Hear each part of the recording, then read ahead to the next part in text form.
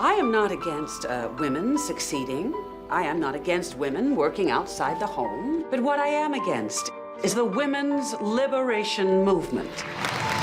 The ERA stands for the Equal Rights Amendment, and it would have been an amendment to the Constitution to enshrine that you could not discriminate on the basis of sex. Who organized the housewives?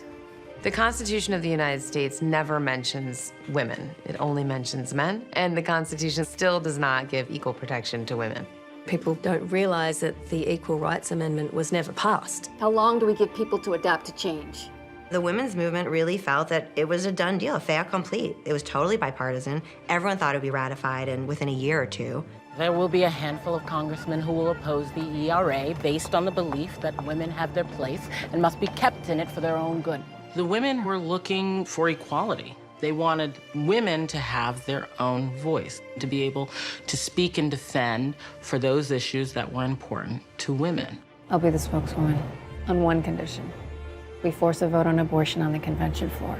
Oftentimes when we look back at that period of history, it can seem quite messy and chaotic and revolutionary. It was full of change and flux. We do not want housewives thinking that we are against them. We are against them. There was so much kind of breaking apart. You had so much change so quickly. People became very frightened. And so the backlash to that progressive movement came out in full force.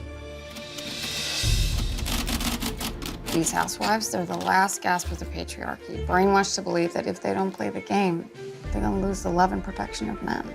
A lot of people don't know the kind of power of this grassroots movement that Phyllis Schlafly did, and the power of the media, and how much attention they gave it, even though it was actually a minority of people who agreed with it. Judith, it's Phyllis Schlafly. When we look at that time, it really is the beginning of wedge politics. It's the separation of women from one another, which is a kind of a terrible, tragic irony, given that the women's liberation movement was wanting to unite women. Do you know what you're saying has no basis in fact, or do you just not know what the hell you're talking about? I'm just getting started.